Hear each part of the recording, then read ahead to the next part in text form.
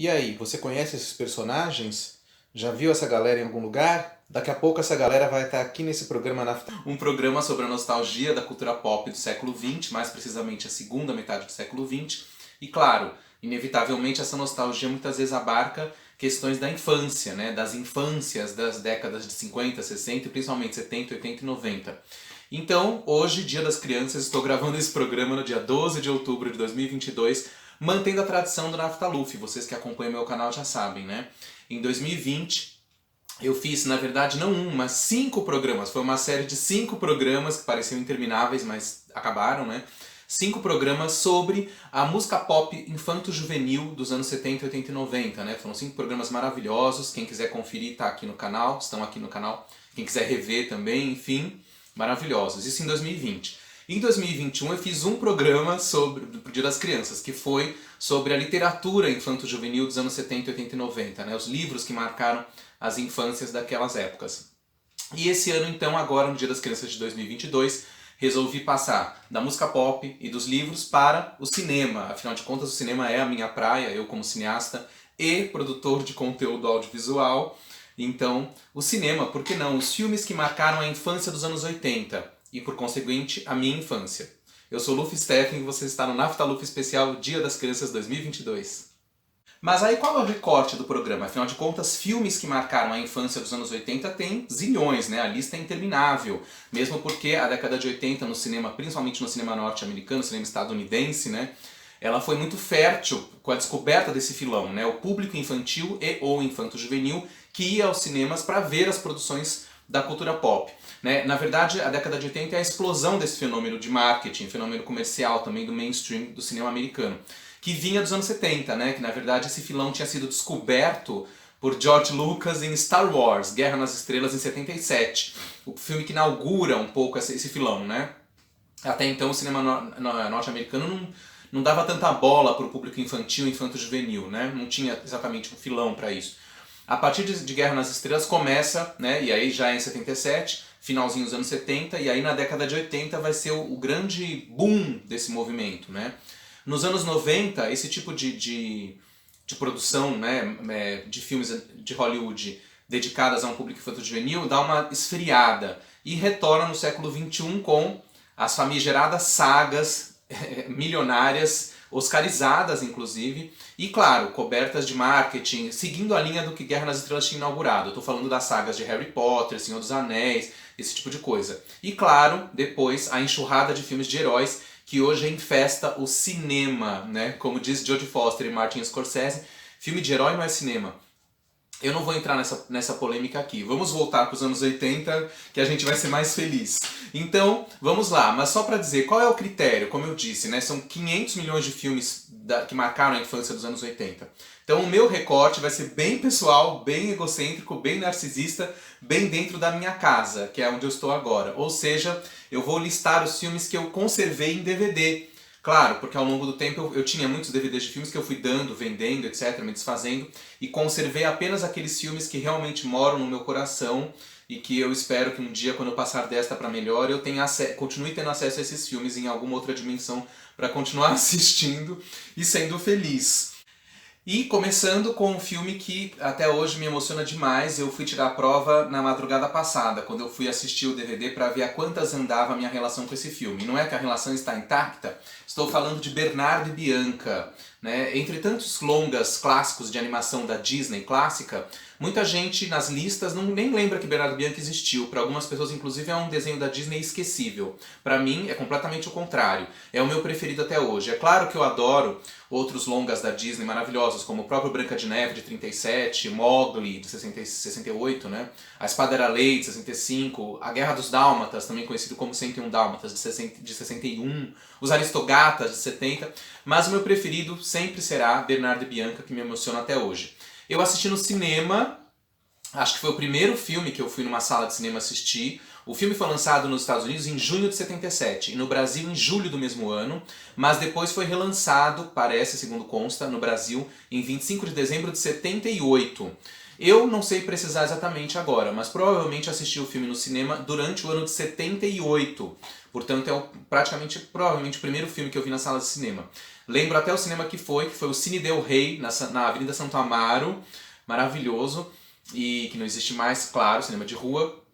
E eu fiquei fascinado por Bernardo Bianca, um desenho maravilhoso dirigido pelo Wolfgang Reitermann, um cineasta alemão que dirigiu vários longas da Disney naquele período, né?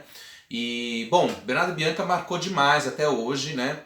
Vale dizer que não só a versão original, que já é maravilhosa, mas a versão brasileira é incrível, a dublagem é fantástica, né? A dublagem brasileira é insuperável. Basta destacar, por exemplo, a Ida Gomes, maravilhosa atriz, fez muitas novelas também, já falecida, que dubla a personagem da Madame Medusa, a grande vilã, né, do Bernardo Bianca, que é uma espécie de mistura de Cruella Cruel, da Guerra dos Dálmatas, com algumas outras coisas de outras vilãs da Disney, né?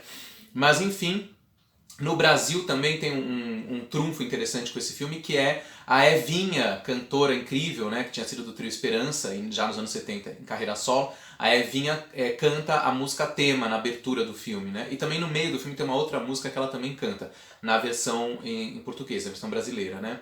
Enfim, um filme incrível. Bernardo Bianca foi um grande sucesso de bilheteria na época dos cinemas da Disney. Tanto é assim que ganhou uma continuação não muito boa, né? Já no começo dos anos 90. Acho que 2 continuações até, uma em 90 e uma em 92. Mas foi um grande sucesso de bilheteria. Só foi superado, nos longas da Disney, só foi superado 12 anos depois por A Pequena Sereia, que inaugura a famosa nova fase da Disney, né?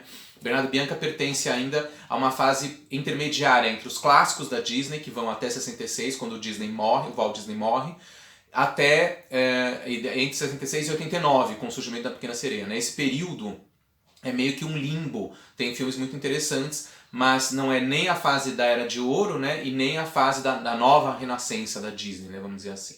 Mas enfim, sempre amei Bernardo Bianca, até hoje fico apavorado e fascinado com o clímax do filme. Quem conhece o filme sabe, aquela sequência em que eles vão buscar o diamante, olho do diabo, dentro da caverna, e acontece aquele clímax quase trágico, né? Onde os personagens centrais, Bernardo Bianca e a garotinha Penny, quase morrem, inclusive. Enfim, um desenho incrível que eu recomendo, sempre vai ser emocionante, sempre vai estar no meu coração. A gente está no primeiro bloco desse programa, tá? Primeiro bloco, 5 filmes que eu assisti pela primeira vez no cinema e fiquei apaixonado para todo sempre. Então, depois de Bernardo Bianca, eu citaria Xanadu. Xanadu, maravilhoso, filme de 1980, dirigido por Robert Greenwald. Bom, aproveito para homenagear a maravilhosa Olivia Newton-John, né, que todos amamos e que acabou de desaparecer do cenário, faleceu há pouco tempo, Olivia Newton-John. Eu ia até fazer um programa só pra ela, mas não deu tempo, talvez um dia eu faça. Mas enfim, quando eu vi Xanadu no cinema, eu fiquei apaixonado pelo filme e pela Olivia Newton-John, né? O filme estreou no Brasil em 25 de dezembro de 80, né? Naquela época ainda tinha muito, até hoje tem, né? Mas acho que naquela época tinha mais essa prática de estrear filmes blockbusters internacionais nos cinemas brasileiros no dia 25 de dezembro, era dia de Natal, era o feriado, né? Mas eu devo ter assistido no cinema, se não me falha a memória, em janeiro de 81, nas férias escolares, provavelmente. Eu lembro que eu fui assistir minha mãe, eu, acho que minha irmã, uma prima da minha mãe com a filha dela, enfim. E foi o primeiro filme que eu vi legendado, né? Eu era pequeno, muito pequeno, e já fui ver um filme legendado. Eu lembro que eu lia já um pouco, mas não tanto, mas foi muito fascinante aquilo, né? O filme, esse musical maravilhoso, que tanta gente fala mal, porque considera kitsch, cafona, ou sei lá o quê. Eu amo, por isso mesmo, por ser cafona e kitsch. Adoro o filme, e não satisfeito com ter visto esse filme no cinema, depois vi várias vezes, né? Claro. E tenho aqui também um souvenir maravilhoso, que é o vinil do filme. Aqui está o disco de vinil, que embora não seja um disco duplo, ele vinha naquele formato de álbum. Olha que maravilha, minha gente, que saudade desses vinis, que mesmo sem serem duplos, vinham no formato de álbum. Álbum Xanadu, né? Maravilhoso. Aqui atrás uma imagem belíssima da Olivia Newton-John. Ah, só um detalhe, aonde eu assisti Xanadu nos cinemas, eu me lembro, foi no cinema Lumière, na rua Joaquim Floriano, no bairro do Itaim Bibi. Olha o que mais. Mas e o cinema brasileiro? Pois é, o Brasil também acontecia, através dos Trapalhões, é claro, né? Os Trapalhões foi para a infância 80, basicamente falando, o grande must em termos de cinema brasileiro eram os filmes dos Trapalhões. Geralmente a gente assistia nas férias de janeiro ou de julho, né? Nas férias escolares. Os filmes da Xuxa, por exemplo, só viriam mais tarde, né? Mais final da década de 80, virada para os 90. Então não entra muito na infância 80, né? Então vamos nos ater aos Trapalhões. Os Saltimbancos Trapalhões, filme de 1981, dirigido pelo J.B. Tanco. Até hoje eu acho que o melhor filme dos Trapalhões, ou pelo menos um dos melhores, né? E foi lançado nos cinemas em dezembro de 81. Eu devo ter assistido em janeiro de 82, nas férias escolares, com certeza. Foi o primeiro filme dos Trapalhões que eu vi no cinema, isso eu lembro. Porque até então acho que talvez eu tivesse visto algum filme dos Trapalhões na televisão já. O filme anterior a esse é O Incrível Monstro Trapalhão, de 80, que eu lembro que eu só assisti na televisão no Festival de Férias da Globo, em algum momento ali de 83, 84, sei lá. Então eu não vi no cinema. Então o primeiro filme dos Trapalhões que eu vi no cinema foi Saltimbancos Trapalhões, que é um filme maravilhoso, né? Com uma trilha também maravilhosa, trilha sonora, afinal de contas, ele é baseado no famoso musical do Chico Buarque e dos italianos, esqueci o nome deles, cadê? Sérgio Bardotti e Luiz Henriques, eu acho, né? Bom, agora eu não lembro. Eu já falei um pouco desse filme há 2 anos, no Dia das Crianças de 2020, num daqueles programas sobre a música pop infanto-juvenil da época, né? Porque a trilha é fantástica e inesquecível até hoje, com a participação de Lucinha Lins, enfim, o Saltimbancos Trapalhões marcou muito também, até hoje eu gosto e faz parte do meu repertório. We got Annie! Annie, com vocês, um filme maravilhoso, é o próximo filme da nossa lista. Annie, filme de 1982, dirigido pelo John Huston, um grande musical baseado nos quadrinhos, né? Não, na verdade tinha um musical da Broadway já de 77, que inclusive contou com a Sarah Jessica Parker, adolescente, atuando, mas o musical da Broadway de 77 já era inspirado numa famosa tira de quadrinhos dos anos 30, né? Sobre a pequena órfã, né? Little Orphan Annie. Annie, o filme de 82 do grande diretor John Huston, assim como Xanadu, é desprezado pela crítica e por várias pessoas mundo afora. Não é o meu caso, tenho certeza de que não é o caso de muitos de vocês. Eu adoro Annie, que estreou no Brasil em 25 de dezembro de 82, mais um filme que estreou no Natal. Eu devo ter assistido em janeiro de 83, nas férias, ou será que eu assisti ainda no final do ano de 82? É possível também. Esse eu assisti também no Lumière, eu acho, na Rua Joaquim Floriano, mesmo cinema onde eu tinha visto Xanadu. Também legendado, né? Essa altura do campeonato, a partir de Xanadu já via os filmes do cinema legendados, né? Já não via mais dublado, né? Já chegava no cinema vendo legendado. Bom, enfim, o Annie tá aqui, o DVD maravilhoso, que foi lançado em algum momento da vida. Então sempre vale a pena rever, gosto muito desse filme.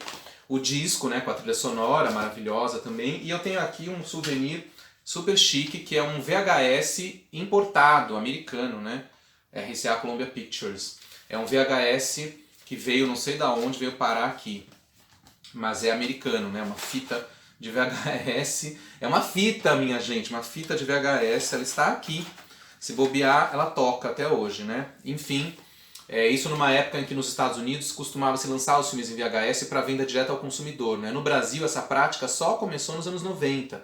Na época de Annie, acho que o filme, inclusive Annie, nem foi lançado em VHS no Brasil. Né? Ele nunca foi lançado em VHS, se não me falha a memória. Foi lançado diretamente em DVD já no começo dos anos 2000, alguma coisa assim.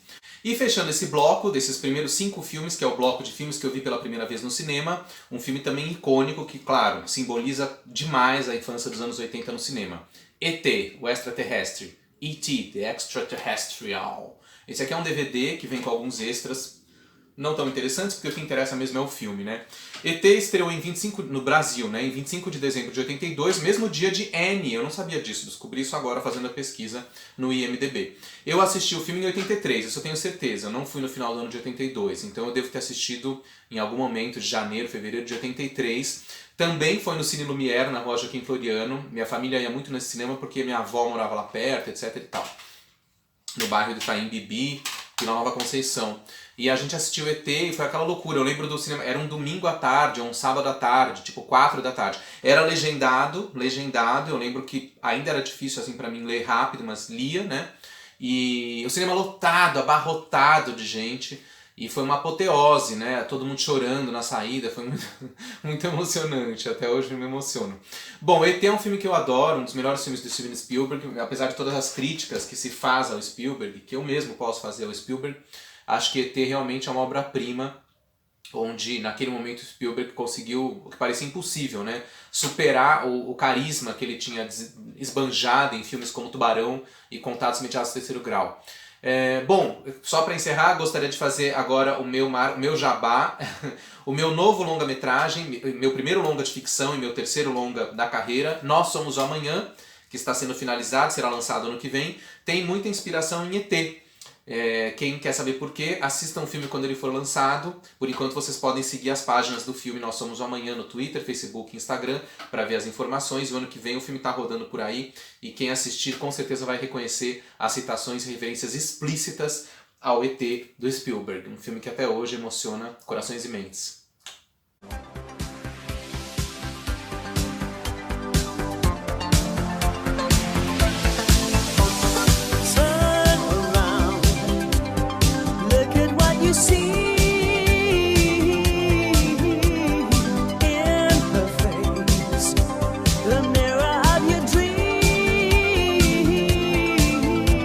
Bom, após esse rápido intervalo, vamos para o segundo bloco deste programa, onde a gente vai falar dos filmes que eu vi pela primeira vez na televisão.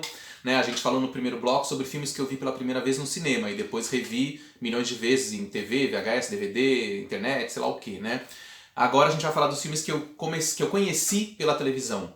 E aí eu começo também com um classicaço, né? Que na verdade fez parte das infâncias dos anos 60, 70, 80, 90 e acho que até hoje faz, que é A Noviça Rebelde.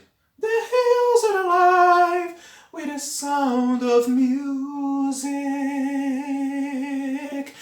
Que Julie Andrews me perdoe. Vamos lá. The Sound of Music, A Noviça Rebelde, filme de 1965, que eu vi pela primeira vez na TV Manchete, na extinta TV Manchete, que estreou no Brasil em 83, né, a Manchete, e ela tinha o hábito logo de cara de passar grandes filmes no domingo à noite. E eu lembro que num domingo à noite eu assisti em casa, no seio do meu lar, com os meus pais e minha irmã, meu irmão não tinha nascido, assistimos A Noviça Rebelde na TV Manchete e foi uma revelação, né, pra mim, foi uma paixão também irreversível e irrepreensível. Tá aqui esse DVD que também tem muitos extras, né.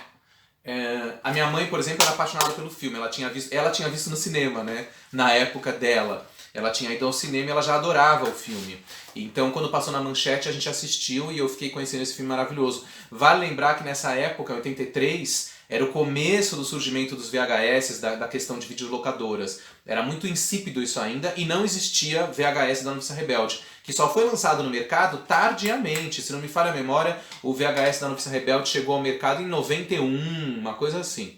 Então em 83 eu vi esse filme dublado, claro que com a dublagem clássica, e fiquei apaixonado. Esse é o tipo do filme que eu já citei aqui em outros Naftalufes, né? Que eu gosto de assistir legendado, né, em inglês, legendado em português, mas eu às vezes prefiro ver a versão dublada, que é insuperável, maravilhosa a versão dublada, a dublagem clássica, é claro, de A Noviça Rebelde, que tá aqui nesse DVD, né? Porque se não tivesse eu não guardaria esse DVD. Bom, o próximo filme é A Fantástica Fábrica de Chocolate, Willy Wonka and the Chocolate Factory. É claro que eu tô falando da versão de 71, a versão original, dirigida por Mel Stuart.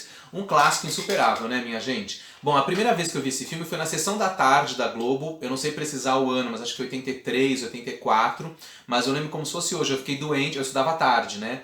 E fiquei doente, com febre, e fiquei em casa. E aí fui ver a sessão da tarde e me apaixonei por esse filme. Que sorte, né, ter ficado doente nesse dia, né? Enfim, adorei. A dublagem desse filme clássica, que tá aqui também nesse DVD, né, é também maravilhosa. Esse filme eu diria até que, assim, eu já assisti outras vezes legendado, não sei o quê, mas toda vez que eu tenho vontade de ver esse filme eu não consigo assistir a não ser dublado, né? A dublagem clássica desse filme é demais, demais, maravilhosa, super emocionante, né? Aproveito para fazer essa homenagem aos dubladores brasileiros da velha guarda, né? Essas dublagens desses filmes, né? Filmes que foram dublados ali entre a segunda metade dos 70 durante toda a década de 80 e até o começo dos 90, né? Que foram dublados nesse período, né? Não necessariamente filmes feitos nesse período. São insuperáveis, né, as dublagens. É por isso que muitas vezes em DVDs, quando os filmes eram lançados em DVD, às vezes a gente ia olhar e a dublagem era outra, era uma nova dublagem. Você falava, não, pelo amor de Deus, não! Queremos a dublagem clássica, né? Então isso passou a ser também um trunfo para alguns DVDs, né? Ter a dublagem clássica que a gente conhecia da televisão. Bom, a Fantástica Fábrica de Chocolate, eu gosto até bastante do remake do Tim Burton, que foi feito em 2004, né? Mas pra mim nada supera o original de 71. Gosto do Johnny Depp fazendo Willy Wonka na versão nova, mas pra mim ninguém supera o Gene Wilder fazendo na versão original, né? É demais. Agora eu ouvi falar que vai ter uma nova versão do filme, né? Mas é claro que eu vou acabar vendo, né, gente? Enfim, a vida tem dessas coisas. O masoquismo é uma realidade também. Bom, vamos passar pro próximo filme. O próximo filme eu também assisti pela primeira vez na sessão da tarde, não sei precisar o ano, talvez tenha sido em algum momento de 85, 86, eu não sei, tá perdido na minha memória. Mas ficou para sempre na minha memória o impacto desse filme que até hoje eu amo, que é Quando Brota o Amor, Melody. Gente, vocês conhecem esse filme? Ele é um pouco obscuro, tá um pouco esquecido hoje em dia, mas não deve, porque ele é maravilhoso, é uma obra-prima, assim, fantástica. Um filme dirigido por um diretor que, se eu não me engano, é paquistanês ou do Oriente Médio, embora o filme seja um filme inglês, né? O diretor é o Waris Hussein. E o roteiro é do Alan Parker, do britânico Alan Parker, em 71, antes do Alan Parker começar a dirigir filmes. Depois ele vai dirigir, o próximo filme a gente vai falar é dele, inclusive. Mas vamos falar de Melody. Melody, um filme incrível, com esse roteiro maravilhoso do Alan Parker. Trilha sonora dos Bee Gees. Uma trilha sonora que é, assim, talvez uma das melhores trilhas sonoras que alguém já fez para algum filme.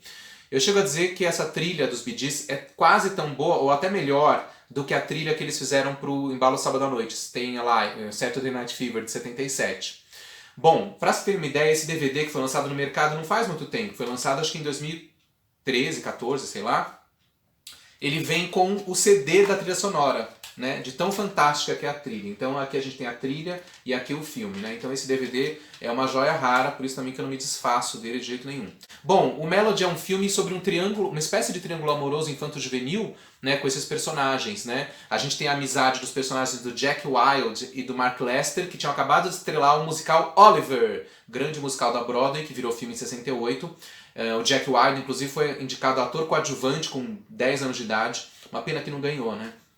Já falecido Jack Wilde, infelizmente, faleceu nos anos 2000, acho, ou nos anos 2010. E o Mark Lester, os dois fazem amigos inseparáveis e de repente a amizade deles é estremecida porque o personagem do Mark Lester se apaixona pela Melody, essa garota. Então eu acho esse filme incrível, inclusive porque sugere talvez, né, que talvez existisse também por que não, uma paixão entre os dois meninos ali, né?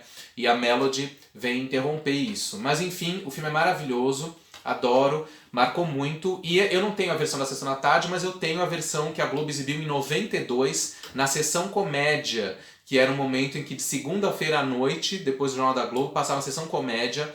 Embora esse filme não seja propriamente uma comédia, né? É um romance juvenil. Aliás, é um romance muito na linha dos filmes que o François Truffaut, né, o diretor francês, fazia com personagens infantis. A gente vai falar disso também ainda acho que no próximo programa, não nesse, mas enfim. Então é um filme inglês com o jeitão francês do Truffaut. Enfim, quem não viu, veja correndo Melody, Quando Brota o Amor, uma obra-prima de sensibilidade, beleza e poesia cinematográfica. Assim, esse filme também é inspiração para o meu longa Nós Somos o Amanhã. Tem tudo a ver. Quem for ver meu filme no futuro e ver esse aqui, vai reconhecer a conexão. Bom, o próximo filme, como eu tinha prometido, é do Alan Parker. Trata-se do primeiro filme dirigido pelo grande cineasta Alan Parker, cineasta britânico maravilhoso, que marcou a década de 70 e principalmente a década de 80, de 90 também. Falecido recentemente, né? Faleceu acho que em 2020 ou 2021. Grande Alan Parker, gosto muito dele, dos filmes dele. E o primeiro filme dele é simplesmente uma obra-prima, que é Bugsy Malone, Quando as Metralhadoras Cospem. Isso mesmo, de 76. Foi lançado em DVD em algum momento da vida, tá aqui, maravilhoso. E na capa, Jodie Foster e Scott Baio, né, grandes astros infanto-juvenis do período. Bom, a Jodie Foster dispensa apresentações, né? Superou a fase infantil e infanto-juvenil e virou uma estrela adulta, tá aí até hoje, aos 60 anos, vai fazer 60 em novembro agora, né? Mas aqui ela tinha 14 anos. Pois é, Quando as Metralhadoras Cospem, Bugsy Malone, é simplesmente uma ousadia cinematográfica e musical, né? Trata-se de um musical que se passa nos anos 20, na Lei Seca, e ele então é um universo dos gangsters, né, no meio da Lei Seca, só que o filme é inteiramente interpretado por crianças, isso mesmo. Bom, todo mundo já sabe porque é público e notório, né, a ousadia desse filme nesse sentido. Então o filme é todo interpretado por crianças e, para justamente atenuar a violência do cenário gangster, que seria de um filme de gangster, as tais metralhadoras do título cospem creme, né? Quando as metralhadoras cospem creme. E quem leva uma torta na cara morre. Né? Essa é a fábula do filme, né? A morte dos personagens, porque vários personagens morrem, acontece quando leva a torta na cara de creme, né? Quando o creme pega em outro lugar, não, mas quando pega na cara, o personagem morre, né? Bom, esse filme não seria feito hoje, né? Com tanto patrulhamento e politicamente correto por aí. Mas que bom que ele foi feito em 76 e a trilha sonora é um primor. Eu tenho aqui com vocês o disco, que também é um álbum, assim como Xanadu, é um disco simples, não é um disco duplo, mas ele é um formato álbum, maravilhoso, né? Inclusive aqui atrás tem um texto explicando como aconteceu a produção da trilha sonora do filme, que foi toda composta e produzida pelo Paul Williams, né? Grande compositor e cantor norte-americano, né? Maravilhoso, que tinha acabado de fazer a trilha de um outro filme que eu amo, que é O Fantasma do Paraíso, musical ópera rock do Brian De Palma, né? Uma coisa maravilhosa, de 74. E aí em 76 ele faz, então, ele se supera musicalmente fazendo a trilha de Bugsy Malone. Inclusive Paul Williams canta várias músicas do filme, né? Como a música tema, né? Bugsy Malone, a música título. Enfim, gente, obras-primas a granel. E esse filme aqui, o Bugsy Malone, ele também é uma fortíssima inspiração pro meu filme Nós Somos o Amanhã. Daqui a pouco vocês vão achar que esse programa é só pra divulgar meu filme, né? Não é bem assim, mas tudo bem. O Nós Somos o Amanhã, eu fiz o contrário, né? O meu filme Nós Somos o Amanhã é um filme que se passa na infância dos anos 80, só que os personagens infantis são interpretados por adultos. É o contrário, né? Aqui são adultos interpretados por crianças. No meu filme são crianças interpretadas por adultos.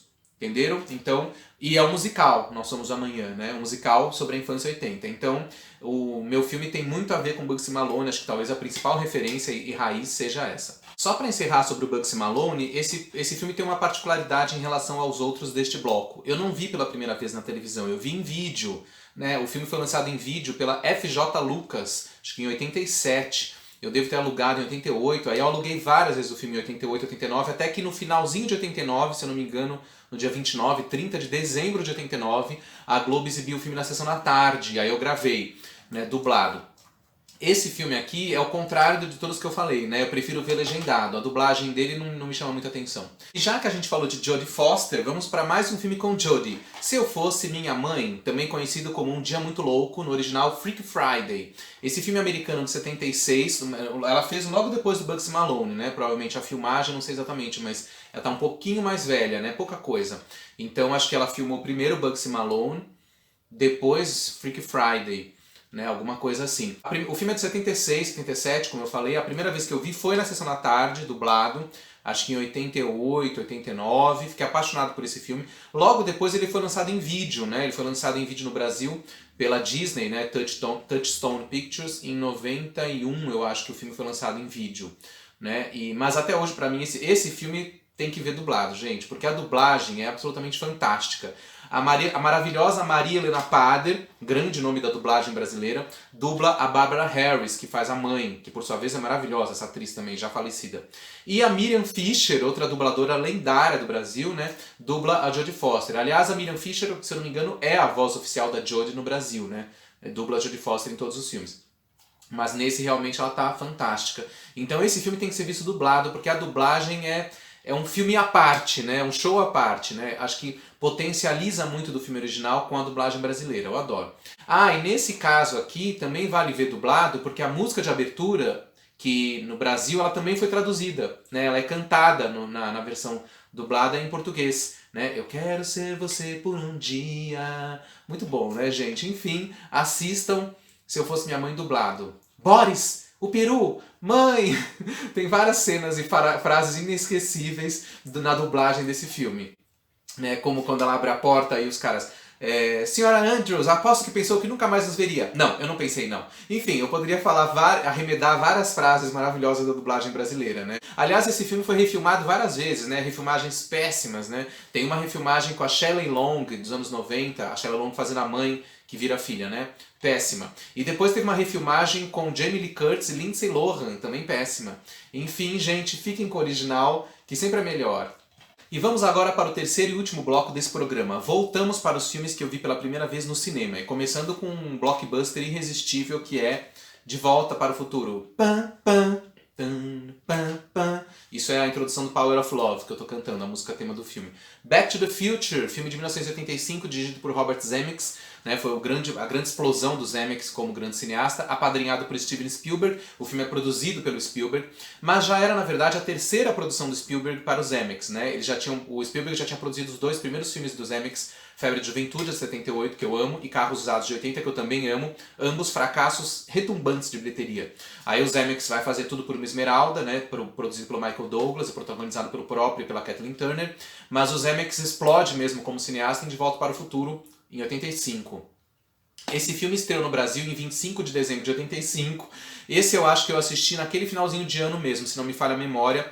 Assisti no Cine Vila Rica, na Avenida Santo Amaro, que era quase em frente ao Cine Del Rey, que eu citei aqui na Avenida Santo Amaro também, que acho que é onde eu assisti Bernardo Bianca.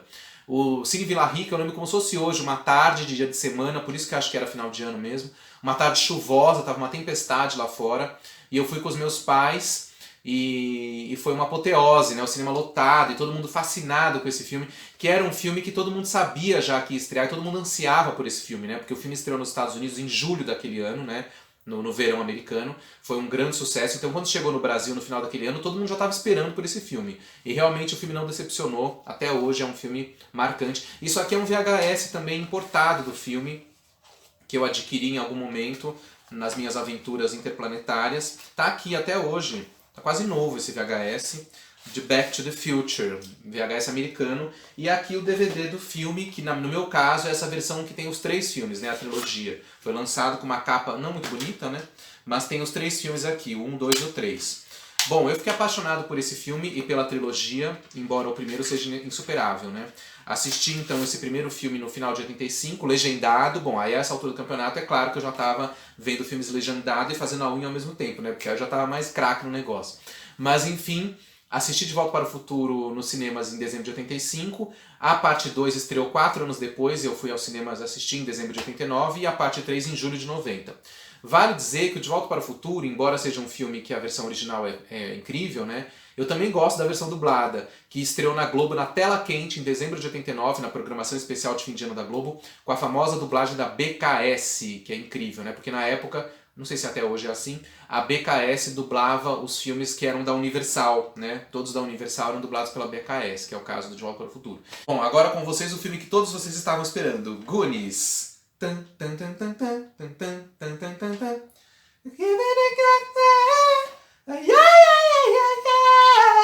Essa foi a Cyndi Lauper cantando o tema de Goonies. Bom, como vocês já tinham percebido, eu tava com essa camiseta dos Goonies, né? Que é maravilhosa aqui, com os personagens do quarteto principal. Eu já usei essa camiseta em outros programas do Naftaluf, né? Claro, outros programas que nem tinham a ver com esse tema, mas hoje, claro que essa camiseta era obrigatória. Bom, Os Goonies, filme que marcou também demais a infância dos 80, acho que até mais do que De Volta para o Futuro, né? Acho que é um filme que simboliza a infância 80, é Goonies, né? Inclusive eu diria que o Goonies é a Gata Comeu americana e a Gata Comeu os Goonies brasileiro, alguma coisa assim, né? Ambos foram feitos no mesmo ano, em 85, né? E além disso, no caso da dublagem brasileira, que é maravilhosa, temos 3 nomes, bom, na verdade 2, né? Mas eu vou forçar a barra e dizer que são 3, da Gata Comeu. Isso mesmo, o Oberdan Jr., né? Maravilhoso ator que faz a Gata Comeu, ele, depois, nessa época ele já era dublador também, ele se especializou em dublagem, né? E no caso do Goonies, ele faz a voz do personagem principal, do Sean Astin, que é o Mike, né? Então o Oberdan Jr. protagoniza a dublagem de Goonies no Brasil. O Danton Mello, que fazia o Cuca na Gata Comeu, faz a voz do Bocão, né? Que é o Corey Feldman, personagem muito legal. E o Celton Mello, irmão do Danton, que não faz a Gata Comeu, mas tudo bem, faz a voz do personagem do irmão mais velho, né? Do Josh Brolin, que é o personagem do irmão mais velho do Sean Astin. Isso aqui na dublagem brasileira, que é maravilhosa, né? Os Goonies na televisão, ele estreou na tela quente, acho que em 91, atrasado, né? Até demorou. Naquela época os filmes demoravam para passar, né? Na televisão demorava alguns anos para passar, não era como hoje, né? Mas de qualquer forma, ele estreou nos cinemas brasileiros em 12 de dezembro de 85, portanto um pouco antes de Volta para o Futuro, 2 semanas. Eu assisti, esse eu tenho certeza, deve ter sido com certeza, nas férias escolares de janeiro de 86. Assisti no Cine Iguatemi, no Shopping Center Iguatemi, que tinha o Center Iguatemi, que era um cinema grande, maravilhoso. Eu lembro que eu tava com uma turma de crianças, né, minha irmã, primas e outras crianças, e a gente ocupou uma fileira inteira e foi uma apoteose vendo Goonies ali. Foi maravilhoso, inesquecível, né? Bom, Goonies marcou completamente, até hoje eu vejo e revejo. Eu gosto de ver na versão dublada, mas também vejo no original, enfim, tem para todos os gostos. O importante é não deixar este clássico morrer, que é dirigido pelo Richard Donner e também produzido pelo Spielberg, né? Na verdade, nessa época, o Steven Spielberg também se especializou em produzir grandes obras infanto-juvenis do cinema estadunidense, do cinema fliperama, do cinema pipoca da época, que tinham a marca, a grife do Spielberg como produtor. O próximo filme que a gente vai falar também é assim. Qual é? Qual é?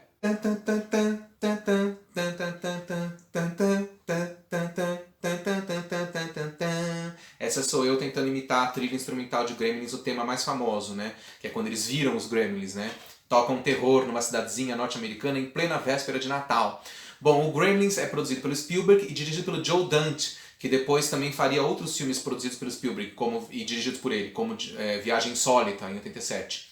Mas o Gremlins é de 84. Curiosamente, o filme se passa no Natal, então ele tinha tudo para ser lançado no Natal. E ao contrário do que aconteceu com vários outros filmes que a gente falou hoje nesse programa, o Gremlins não foi lançado no Brasil no Natal. Não foi lançado em 25 de dezembro, e sim em 10 de agosto de 84. Estranho, né? Perderam o gancho. De qualquer forma, eu não vi Gremlins no cinema. Esse filme também é uma exceção nesse bloco. Eu assisti o filme pela primeira vez em VHS alugado, pirata provavelmente, já em 85, 86. Eu acho que eu devo ter assistido nas férias escolares de julho de 85 ou já em janeiro de 86. Eu lembro que era férias. Eu morava num prédio e a gente alugou o filme e assistiu todo mundo na minha casa, várias crianças gritando, vendo, comendo... Parecia os Gremlins, né? Naquela cena que eles assistem Branca de Neve. Eram várias crianças comendo pipoca e berrando, assistindo Gremlins na sala da minha casa. E quando acabou o filme, era um VHS legendado, e quando acabou o filme, né, no final, quando ele tem aquela fala, se você for procurar por aí, quem sabe você encontre um Gremlin. E aí as crianças saíram pelo apartamento procurando um Gremlin, sabendo que iam encontrar, porque eu tinha um bonequinho do Gremlins que era de gesso, assim, não era o Gremlins, era o Gizmo, né? O personagem bonzinho, né, que é esse aqui, antes de virar Gremlins, né, o Gizmo, ou Gizmo. Eu tinha um Gizmo de gesso, todo bonitinho, né, que ficava numa estante. Então as crianças foram procurar e achamos o Gremlins, né, enfim, coisas das crianças dos anos 80, né, as brincadeiras eram outras, era tudo tão ingênuo, inocente, né. Bom, Gremlins é um filme que eu adoro.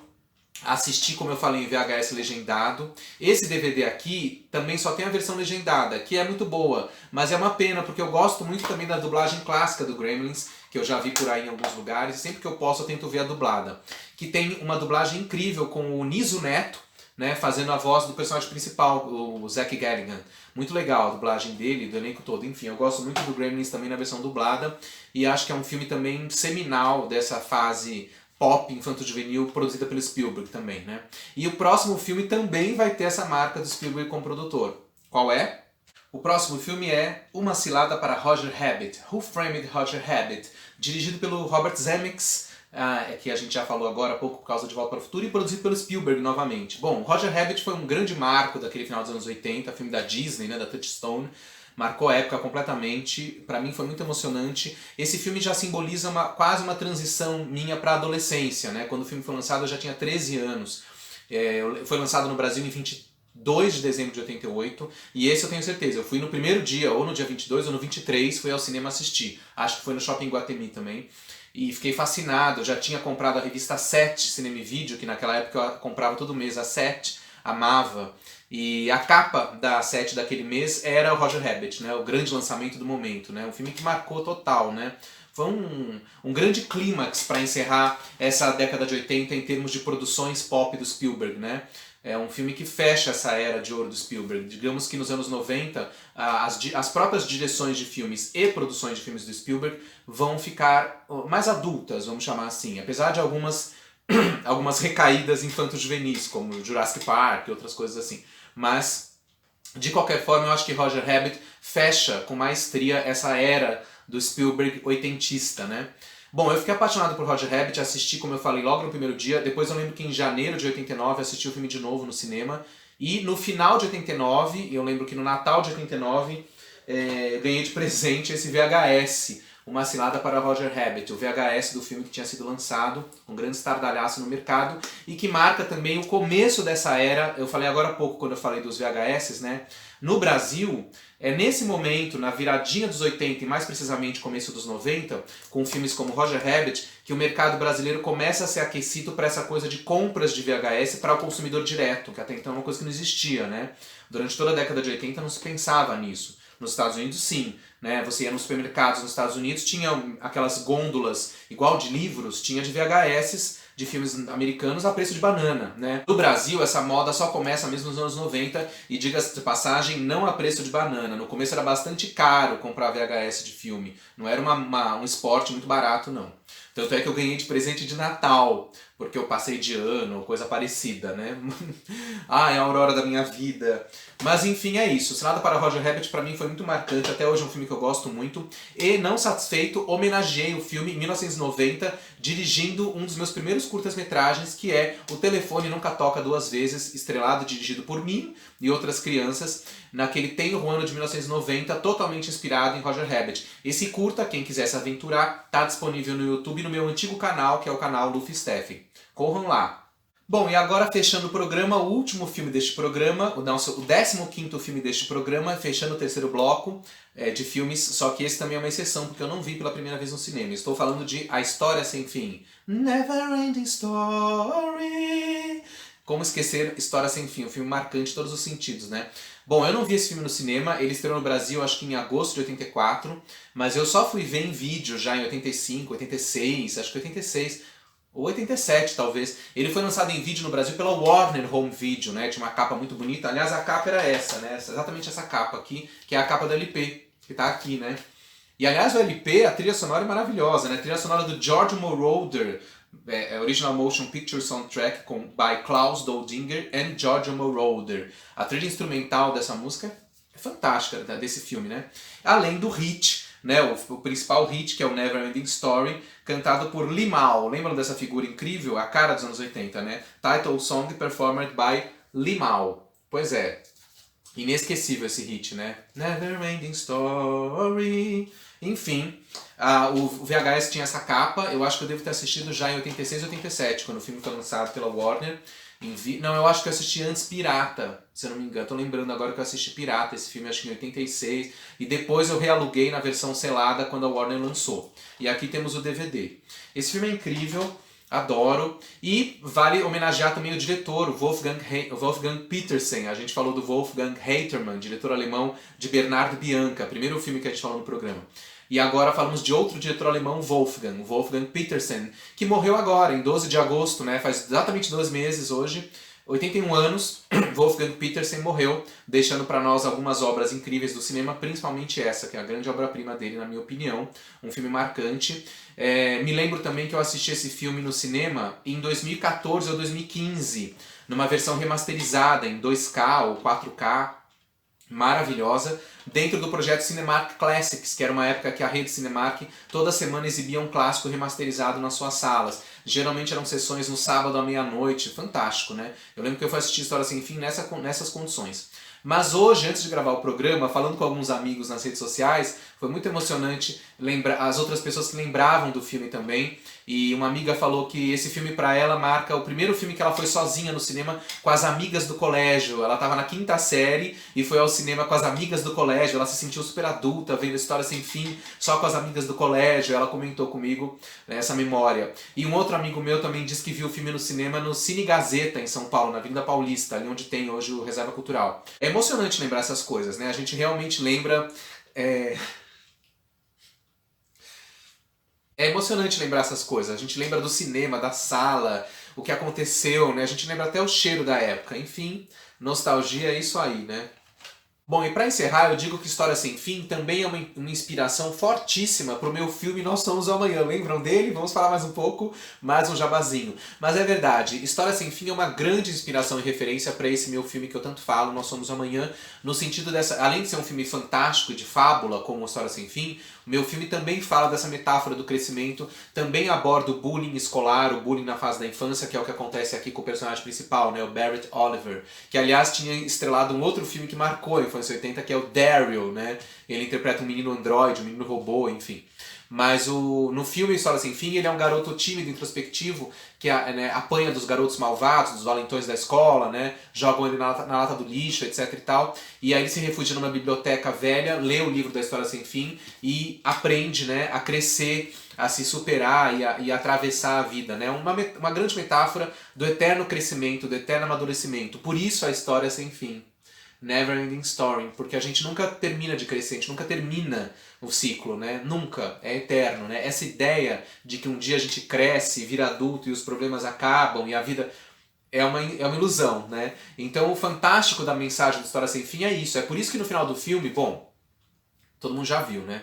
Mas um spoiler. Por isso que no final do filme acontece o que a gente não espera. Que em vez do personagem do Atreyu, que é o guerreiro que aparece no livro que o personagem do garoto lê, não consegue salvar o tal do planeta, né? O planeta explode, né? Ele não consegue, não é um final feliz. Por quê? Porque a vida é essa eterna busca, né? Não é um final feliz. E é um pouco isso que eu falo também no meu filme Nós Somos Amanhã. Essa metáfora do eterno crescimento, da eterna busca de alguma coisa e não para nunca, né? É interminável, eterna essa busca, eterna jornada de viver, never ending story. E assim eu termino esse programa com esse filme, porque também é um filme sobre tudo isso que eu falei, sobre a passagem para a vida adulta. E a partir dali eu comecei a ver filmes que também me marcaram no que eu chamaria já, não é propriamente a infância, já é o começo da minha adolescência. Mas são filmes que também marcaram muito a infância 80, ou a pré-adolescência 80 e a adolescência 80-90. Então aguardem o próximo programa, a parte 2, onde eu vou trazer mais 15 filmes que também são uma espécie de continuação disso que a gente viu aqui. Mas já são filmes um pouco mais teen, mas não deixam de ser também sobre a infância 80. Então aguardem o próximo programa e adivinhem qual camiseta de filme eu vou usar no próximo programa. Se você adivinhar a camiseta, você já vai saber mais ou menos qual é o jeitão do próximo programa. Então, não esqueçam, assistam este programa e o próximo. Don't You Forget About Me. Olha a pista aí. Até a próxima.